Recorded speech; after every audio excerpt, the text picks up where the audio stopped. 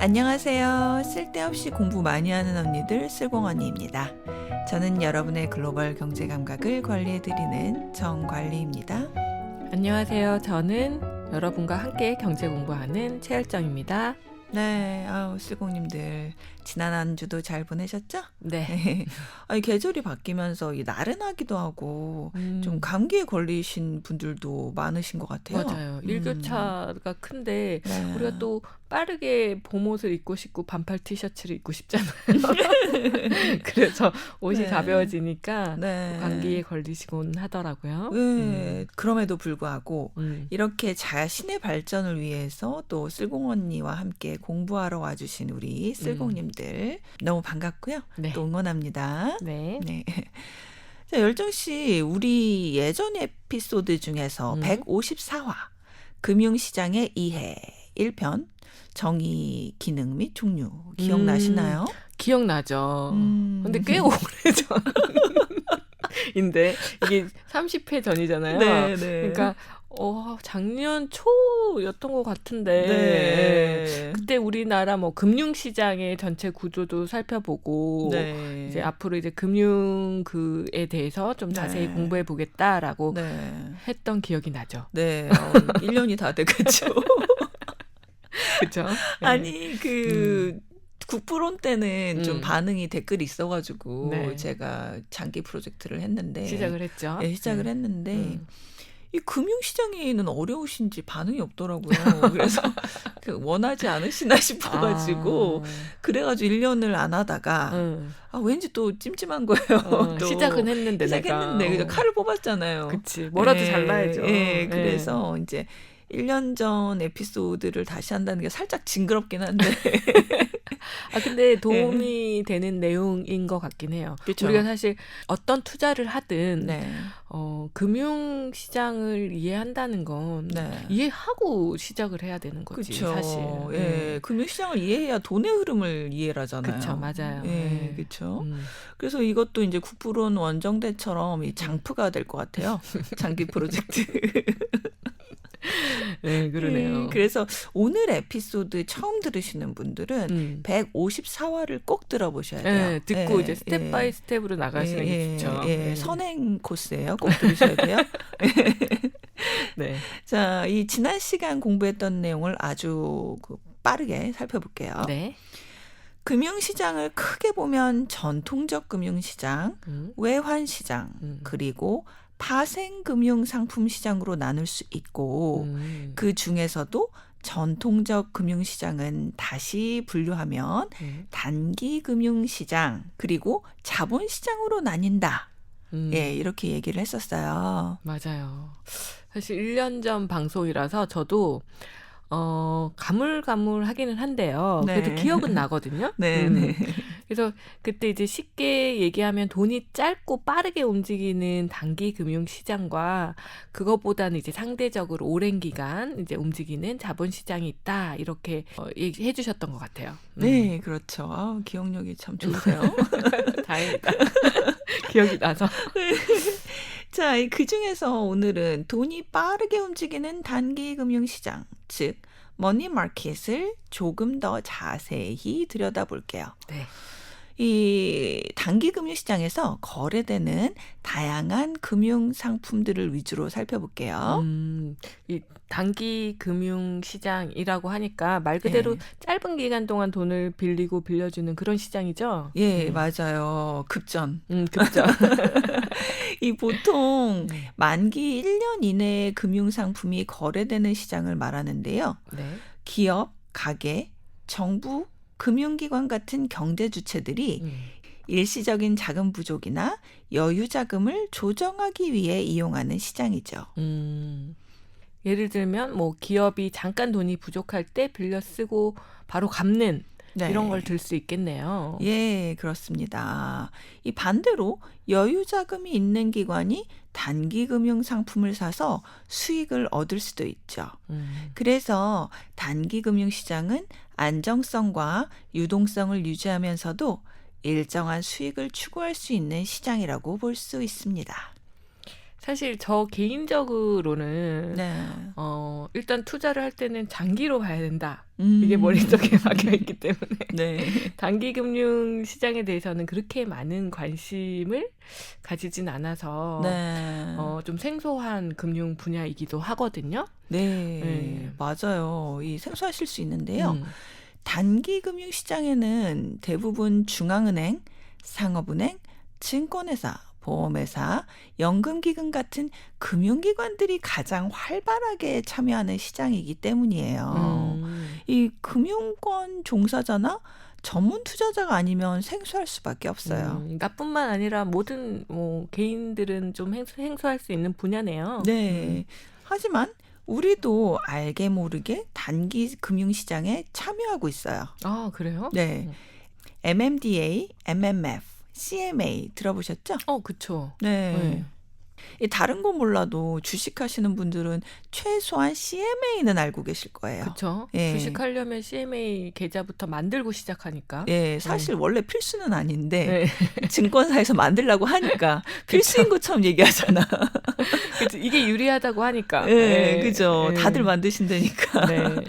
이 CMA가 모르시는 분들 아마 갖고 계시면서도 CMA인지를 모르시는 분들이 계실 수도 그럴 있어요. 수 있어요. 그죠? 맞아요. 나 그냥 증권 계좌야라고 생각하는데 예. 알고 보면 CMA 계좌일 수 있어요. 그죠. 네, 그분들은 이제 뒤에서 설명드릴게요. 네. 자, MMDA, MMF, CMA 이런 것들이 이 단기 금융 시장에서 거래되는 상품들인데요. 네. 이 단기 금융 상품들은 주식이나 예금처럼 내가 직관적으로 느끼기가 어렵죠. 예. 하지만 이 단기 금융 시장을 이해해야 시중에서 자금이 어떻게 돌아가는지 이해할 수 있어요. 즉 경제를 이해할 수 있다는 거죠. 돈의 흐름을 이해할 수 있다는 거네요. 네. 그러면 단기 금융 시장 이 머니마켓에서 거래되는 그런 상품들 네. 이런 것들은 무엇이 있을까요? 네. 자, 다시 정리해 보면 네. 콜 그리고 환매 조건부 채권 RP, 양도성 예금 증서 CD, 기업 어음인 CP, 그리고 표지어음, 통화안정증권, 그리고 앞에서 말씀드린 MMDA, MMF, CMA 같은 것들이 대표적인 단기 금융 상품입니다. 이게 단기 금융 시장이 네. 거리감이 있는 이유가 있어요. 네. 이름이 일단 마음에 안 들어. 그러니까 이름이 일단 벽을 쳐. 벽을 치네, 나에게. 왜 이렇게 어려운 말들이 많은 거예요? 그렇죠. 네. 그런데 사실 알고 나면은 그렇게 어려울 것도 없어요. 그래요? 우리가 접하지 않아서 그렇지. 그죠? 그러네. 예, 본질은 금융기관들이 잠깐 돈이 필요하거나 아니면 남거나 할 때 서로 빌려주고 빌려 쓰는 시장 이렇게 이해하시면 돼요. 진짜 급전을 서로 네. 빌리는 그런 시장. 네. 자, 단기 금융 시장은 보통 만기 1년 이내에 자금이 거래되는 시장인데요. 자, 금융기관이나 기업들이 이제 아까도 말씀드렸지만 자금이 부족하거나 여유 자금을 가지고 있을 때 이 차이를 조절하는 역할을 해요. 그러면 이 단기 금융 시장이 이렇게 잘 작동을 해야지 네. 우리 금융 시장의 어떤 돈의 흐름, 유동성이 잘 관리되는 거네요. 네, 맞아요. 이 사람 몸으로 치면 혈액순환이라고 할 수 있어요. 예, 이 혈액순환이 빨라야 건강한 거잖아요. 그렇죠. 되게 굉장히 중요한 거죠. 건강 그죠. 유지하는데. 예, 피가 한쪽에 오래 몰려 있으면 건강에 나쁘잖아요. 그렇죠. 그런 것처럼 돈도 한쪽에만 많고 다른 쪽이 부족하면 전체 경제가 건강하지 못한 거예요. 이해가 되네요. 예. 예를 들어서 어떤 은행은 오늘 결제할 돈이 부족하고 다른 은행은 여유 자금이 있을 수가 있잖아요. 그렇죠. 예, 이럴 때 단기 금융 시장을 통해서 자금의 과부족을 빠르게 조정하는 거죠. 결국 이제 단기 금융 시장은 우리 금융 시장의 어떤 순환 시스템 같은 역할을 하고 있다고 볼 수 있네요. 네, 맞아요. 잘 이해하셨는데요. 이 단기 금융 시장의 기능을 조금 더 체계적으로 구분해서 설명드려 볼게요. 네. 자, 단기 금융 시장의 첫 번째 기능은 자금 수급의 조절입니다. 이 앞에서도 계속 강조한 내용이지만 어떤 기관은 일시적으로 돈이 부족하고 다른 기관은 여유 자금이 있을 수 있죠. 그렇죠. 그래서 단기 금융 시장이 이 둘을 연결해 주는 역할. 그렇게 해서 자금 부족을 조정하는 역할, 바로 이 기능을 말하는 거죠. 뭐 갑자기 하루 돈이 부족하다고 해가지고 네.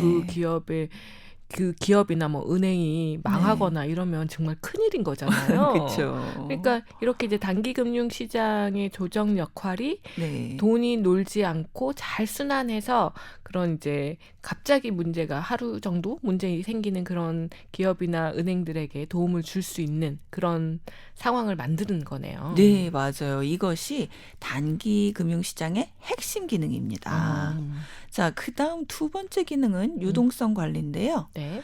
이 금융기관들은 항상 일정 수준의 현금을 유지해야 되잖아요. 그쵸. 그 리저브라고 하는 거. 네. 예를 들면 은행이 항상 일정 수준의 현금이 있어야 이 예금주가 내 돈 찾겠다고 하면 내줄 수가 있는 거잖아요. 그쵸. 단기 금융시장을 통해서 이런 현금을 빠르게 조달할 수 있다는 거죠. 그런데 그 단기 금융 시장이 이런 유동성뿐만이 아니라 그 투자 위험 측면에서도 어떻게 굉장히 의미가 있을 것 같기는 하거든요. 네. 우리가 주식 계좌 열면서 항상 함께 개설하는 게 CMA 계좌잖아요. 맞아요. 앞에서도 얘기했듯이. 예. 투자 위험을 낮추는 것이 바로 단기 금융시장의 세 번째 기능인데요.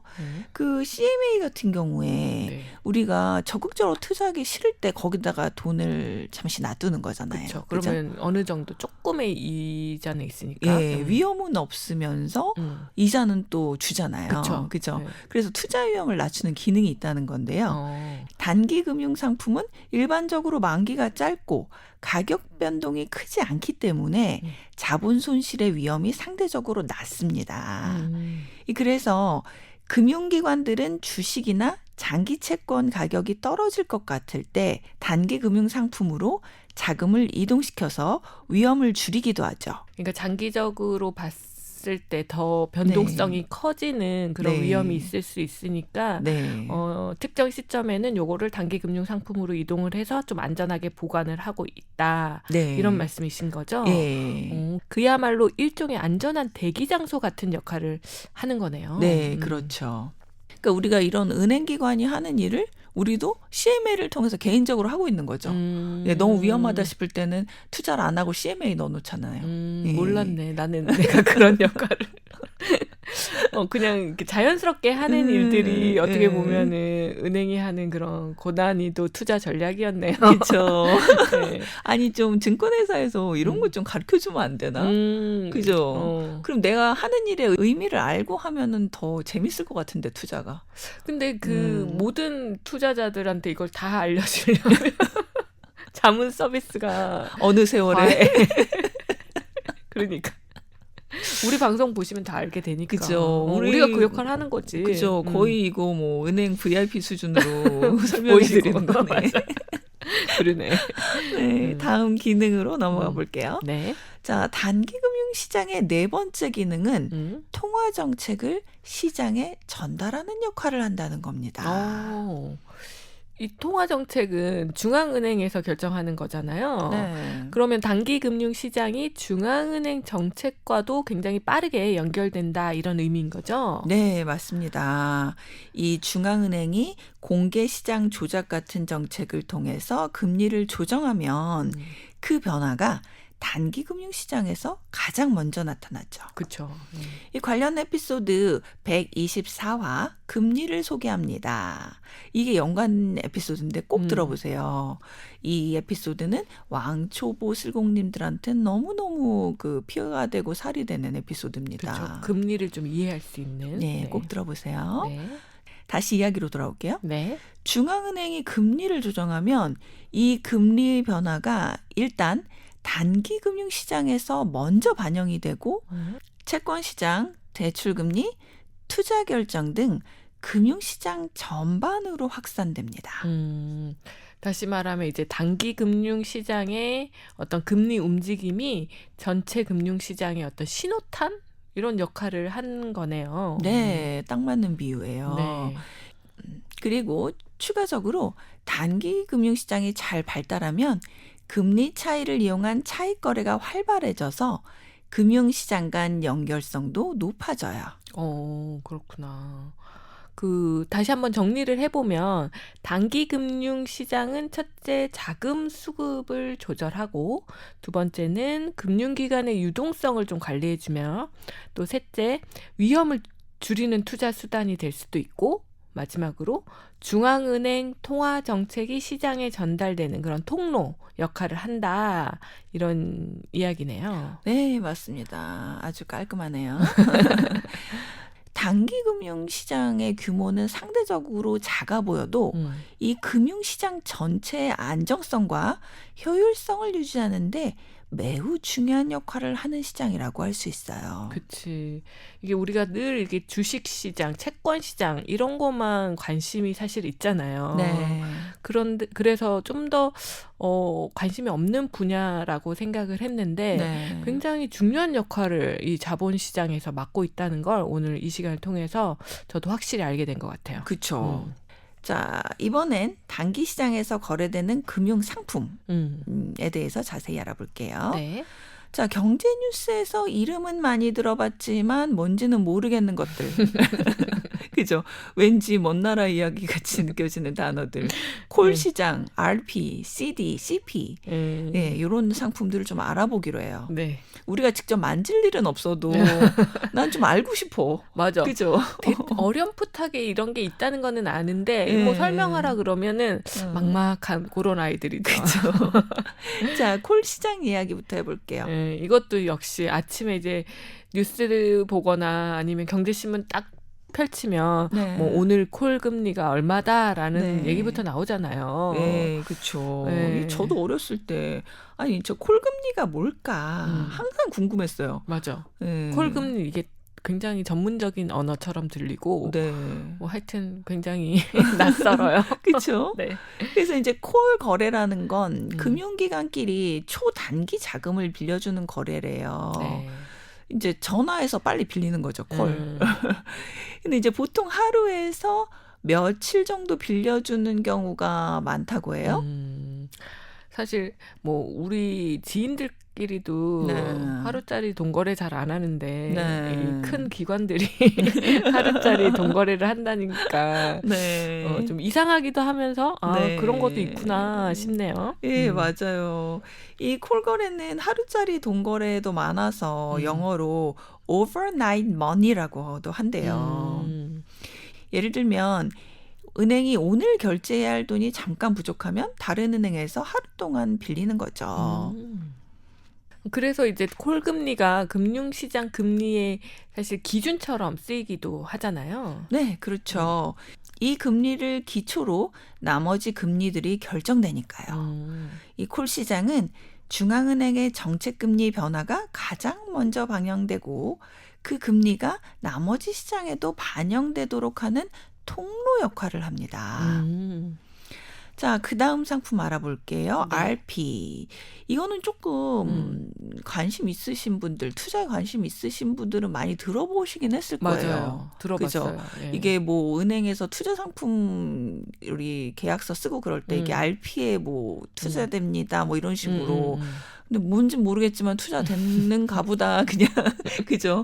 그리고 네. 뭐 계약서 있으니까 지키겠지. 뭐 약간 이런 식으로. 그치. 그리고 그죠. 좀 안전하다 뭐 이런 설명을 주로 듣는 것 같아요. 그렇죠. 뭐 예. 믿으셔도 됩니다. 네. 약간 이렇게. 네. 자, 이 RP는 환매 조건부 채권이라고 하는 건데요. 네. 환매, 즉 다시 사들인다라는 뜻이에요. 그렇죠. 다시 사들이는 것을 조건으로 하는 채권이라는 뜻인데 쉽게 말하면 채권을 담보로 돈을 빌리는 거래예요. 내가 누군가에게 돈 받을 권리를 파는데 돈 받을 권리가 채권이죠. 나중에 내가 돈을 주고 그 권리를 다시 가져오는 거죠.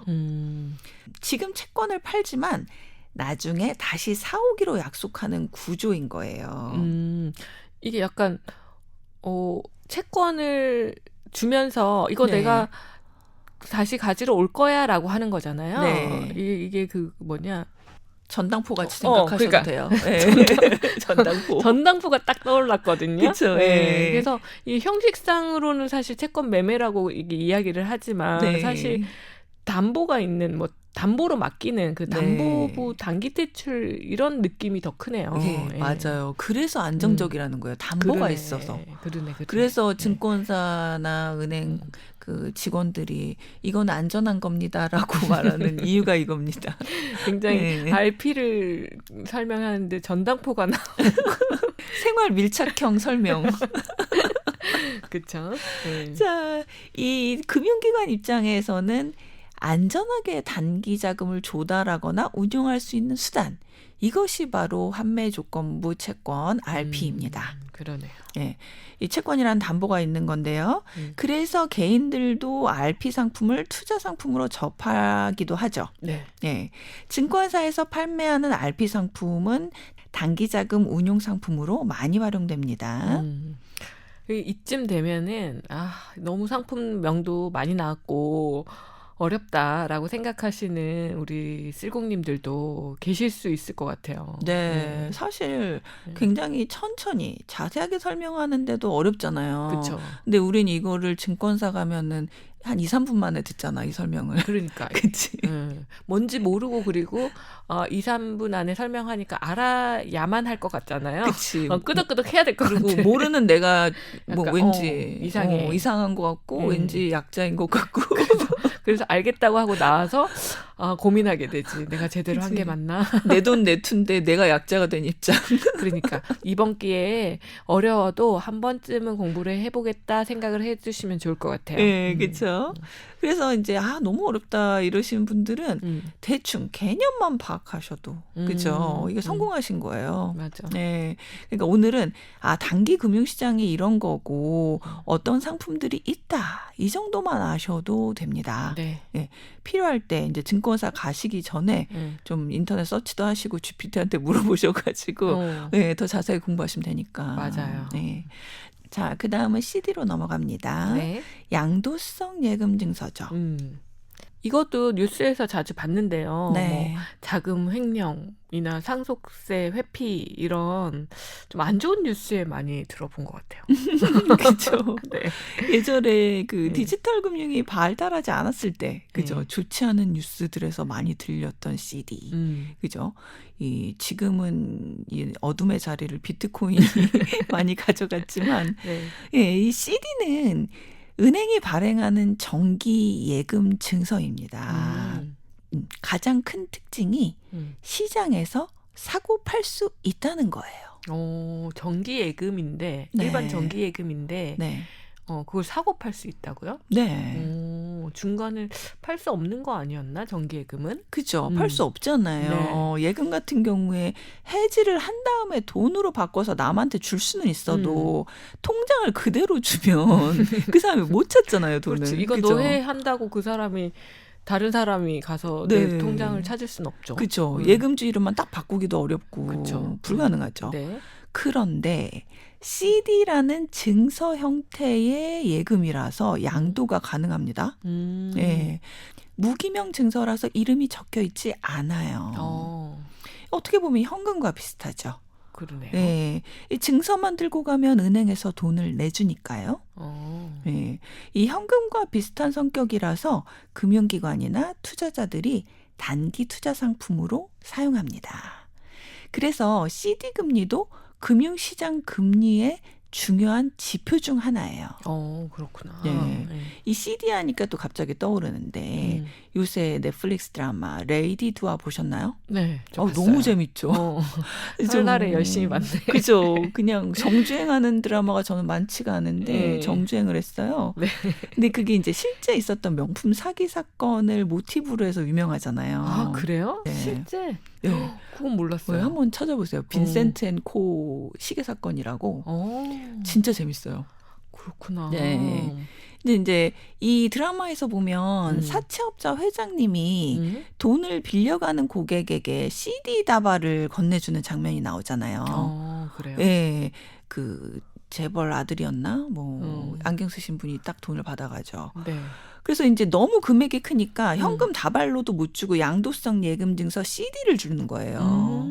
예, 이 드라마에서는 대부분 현금 다발이나 금괴가 나오는데 그게 딱 직관적이잖아요. 네. 그래서 이 드라마가 진짜 현실 고증이 대단하구나. 그죠? 그게 또 아는 사람만 보인다고 저는 안 보였는데. 아니 그 작은 종이에 양도성 예금 증서라고 딱 써 있는 거야. 오, 그래요? 대단하다. 이래서 많이 아는 만큼 보인다. 재밌었어요. 네. 예, 다시 공부로 돌아와서 이 CD는 여기까지. 네. 다음은 CP, 즉 기업 어음입니다. CP는 기업이 단기 자금을 조달하기 위해 발행하는 약속 어음이에요. 이거는 이제 저 어렸을 때 아버지가 지금은 은퇴하셨지만 사업하실 때 어음을 많이 가져오셔가지고 저는 옛날에 어음이 돈인 줄 알았어요. 그랬구나. 네. 맞아. 예전에는 사업하시면 다 어음으로 처리하고 그랬죠. 네, 거래하시죠. 네. 이 기업이 은행에서 돈을 빌리는 게 아니라 단기 금융 시장에서 직접 돈을 빌리는 도구. 그러니까 직접 채권을 팔아서 돈을 빌리는 도구가 CP인 거네요. 맞아요. 뭐 기업이 돈이 필요할 때 주식을 발행하기도 하지만 너무 오래 걸리잖아요. 그치. 그죠? 그러니까 CP를 발행하면은 빨리 단기 자금을 끌어올 수가 있죠. 자, 그런데 CP는 담보가 없어요. 네, 그래서 CP는 보통 신용도가 높은 기업이 발행을 합니다. 그래서 이 언니 아버님도 이 기업어음을 많이 들고 오셨다고 했는데 네. 옛날 드라마 보면 네. 보통 이제 잘 나가는 중소기업 사장님이 네. 그 거실에서 네. 가족들과 웃고 있다가 갑자기 이제 네. 상황이 급변하잖아요. 네, 네. 막 비서가 들어와서 네. 뭐 사장님 뭐 거래 기업이 부도가 나서 우리 어음이 백지가 됐습니다. 막 이런 장면 나오고 네. 그리고 막 갑자기 집이 막 압류 들어가고 빨간 딱지 붙고 그러면서 이제 모든 드라마가 시작하거든요. 서사가. 그죠. 예, 그랬는데 그때 네. 많이 나오는 게 기업 어음이었죠. 맞아요. 그래서 그런지 어음하면 사실 그렇게 위험한 금융상품 아닌데도 위험하게 느껴져. 우리 뭐 기억 속에는 어음이면 안 좋은 거야. 부도나는 거야. 부도나는 거야. 믿을 수 없는 거야. 이 미디어의 학습 효과가 무섭네요. 그러네요. 네. 이렇게 생각하면 안 되겠다. 이제 좀 긍정적으로 생각해야겠다. 네. 어음은 담보가 없기 때문에 투자자들이 신용도가 낮은 기업의 어음은 사려고 하질 않아요. 발행하는 기업의 신용도가 매우 중요한 상품이죠. 그러니까 신용도가 좋은 회사들이 사실 기업 어음을 발행을 할 것이고 지금은 그러면은 굉장히 어떻게 안정적인 상품이다라고도 볼 수 있네요. 근데 이자 많이 준다고 신용도 낮은 거 샀다가 이제 백지장 되고 그러니까 그건 안 되죠. 자, 이렇게 CP는 담보가 없어요. 네. 그죠? 예, 부도나서 빨간 딱지 붙고 막 그러잖아요. 네. 자, 그렇지만 담보가 있는 어음도 있어요. 이게 더 좋겠네요. 네, 표지 어음, cover bid인데요. 또 생소하다. 표지.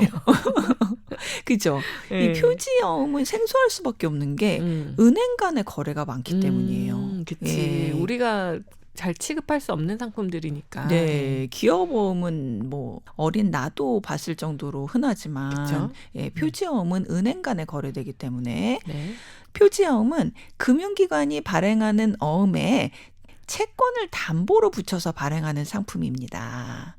그래서 투자자 입장에서는 안정성이 조금 더 높은 상품으로 볼 수 있죠. 자, 그 다음에 다음으로 넘어갈게요. 네. 할 말이 별로 없죠. 여기는 은행가 아니라. 알는 지식이 없어. 덧붙일 지식이 없어. 어음은 드라마 얘기라도 했는데. 그러니까. 다음으로 넘어가시죠. 네. 자, 넘어갈게요. 네. 다음은 통화안정증권인데요. 자, 이거는 방송에서 아주 여러 번 다루었어요. 아, 그래요? 네. 통화안정증권을 저희가 다뤘어요? 네. 그렇구나. 기억이 안 나는 게 당연해요. 음. 왜냐하면 통화안정증권이라는 구체적 용어를 한 번도 언급하지 않았어요. 그렇지. 맞아요. 그렇죠? 예.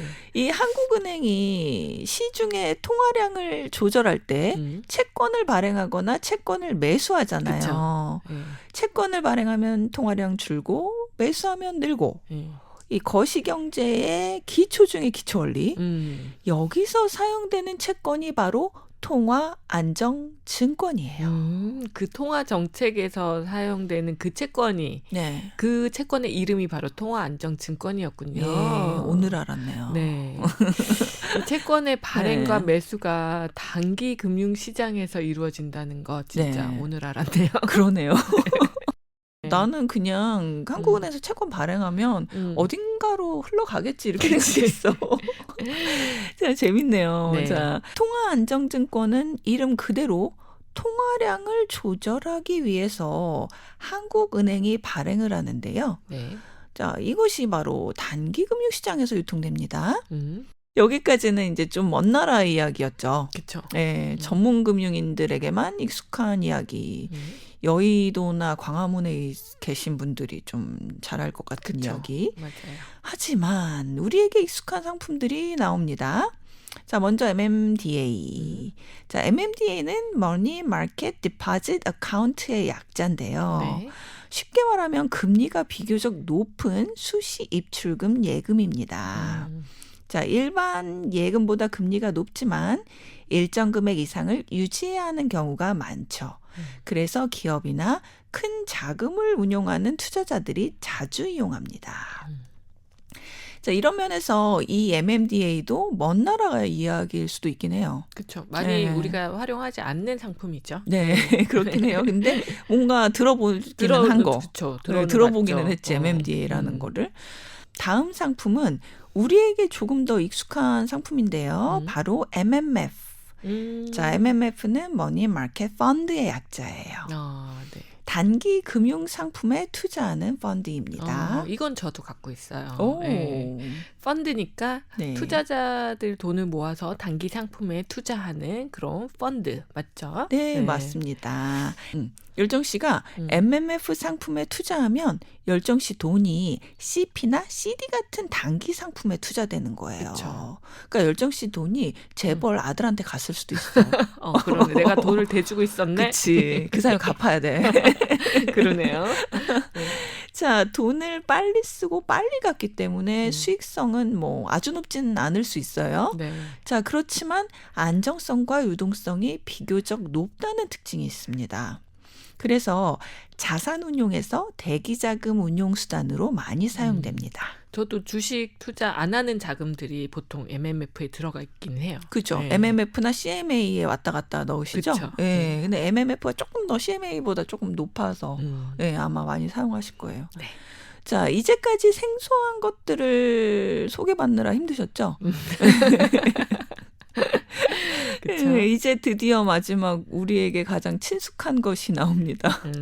바로 CMA인데요. 그쵸. 네. 많은 분들이 주식을 하시니까 CMA 계좌도 그만큼 친숙하실 것 같아요. 네, 맞아요. 다른 건 몰라도 나의 CMA 계좌에 있는 돈이 단기 금융시장 머니마켓에서 돌아다니고 있구나. 이 정도만 아셔도 오늘 대성공이에요. 그러네요. 그죠? 예. CMA에 돈은 넣어놨는데 이게 뭐야? 막 이렇게 생각하면 안 되잖아요. 은행에서 예금이자 주는 건가? 뭐 이런 거랑 똑같나 생각하면 안 돼요. 이것도 그죠. 투자 상품이다. 맞아요. 이 CMA는 Cash Management Account의 약자예요. 그야말로 돈을 관리하는 거예요. 네. 그렇죠? 이 증권사 계좌인데 예치된 돈을 단기 금융상품에 자동으로 투자해주는 구조죠. 그래서 입출금이 자유로운데도 이자가 예금보다 높다라고 알려져 있어가지고 네. 보통 이 급여 계좌로 많이 활용을 하고 계시더라고요. 맞아요. 거의 은행 계좌랑 비슷한 느낌으로 이제 사용되죠. 그렇죠. 옛날에는 CMA 계좌가 바로 입출금이 안 되기도 했었어요. 옛날에 초기에. 그래서 약간 조금 사용이 불편했는데 요새는 뭐 은행 계좌랑 거의 똑같아가지고 그죠. 대부분 여러분들이 투자 대기 자금이나 생활자금 관리용으로 많이 사용하는데요. 네. 이 대부분 이제는 입출금이 자유롭죠. 예. 근데 은행 예금과는 달리 실제로는 돈을 어디 굴리느냐에 따라서 몇 가지 종류로 좀 나뉘어요.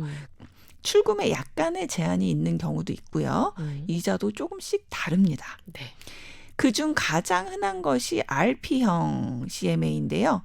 이 증권사가 앞에서 설명드린 RP, 환매 조건부 채권, 여기에 투자해요. 증권회사 직원이 항상 물어보잖아요. RP형 하실 거냐. 이렇게 물어보면 RP가 뭔지는 모르겠지만, 그죠. RP는 채권이 담보된다는 거 아까 배웠죠. 그래서 안정적이고 출금이 즉시 가능합니다. 뭐 가장 통장 같은 CMA네요. 우리가 일반적으로 사용할 수 있는 그런 CMA. 예, 그렇죠.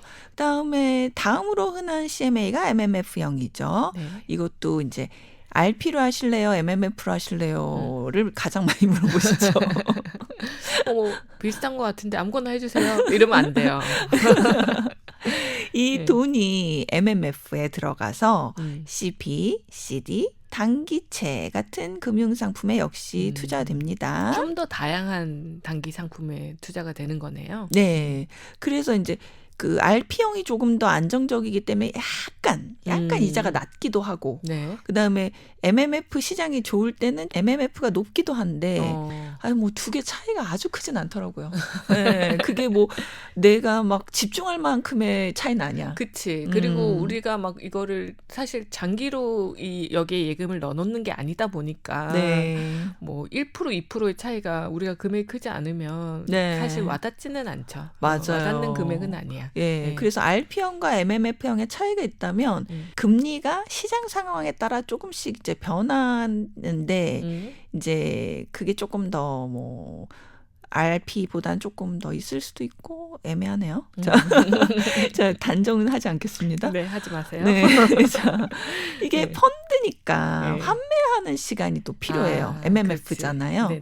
예, 펀드는 묶여 있는 돈이니까 풀어야 되잖아요. 그죠? 그래서 이제 야간이나 특정 시간 출금 제한이 있을 수가 있어요. 하지만 낮에는 대부분 바로 인출이 가능하죠. 이외에도 상대적으로 덜 알려지고 특수한 것들이 있는데요. 발행어음형 CMA와 MMW형 CMA가 있습니다. 네. 이것도 개인 수준에서는 많이 안 쓰는 거라 설명은 생략할게요. 네. 자, 이렇게 CMA를 마지막으로 대표적 단기금융시장 상품들을 살펴봤는데요. 단기금융시장이 생각보다 굉장히 다양한 상품들이 있네요. 사실 이 시장은 저에게는 낯설고 좀 멀게만 느껴졌던 그런 시장인데 사실 제가 뭐 CMA나 MMF 계좌를 개설하면서 이 시장에 참여하고 있었다는 것도 사실 재밌는 사실이었네요. 예, 그렇죠. 자, 그렇게 이제 다시 한번 정리를 할게요. 단기 금융 시장에는 콜, RP, CD, CP, 표지연과 같은 기관 중심 상품도 있고요. MMF나 CMA처럼 일반 투자자가 활용하는 상품까지 다양한 상품들이 있었죠. 이 뭐 먼 나라 이야기 같아도 어떻게든 내 돈이 다 연결이 돼 있는 거예요. 그죠? 맞아.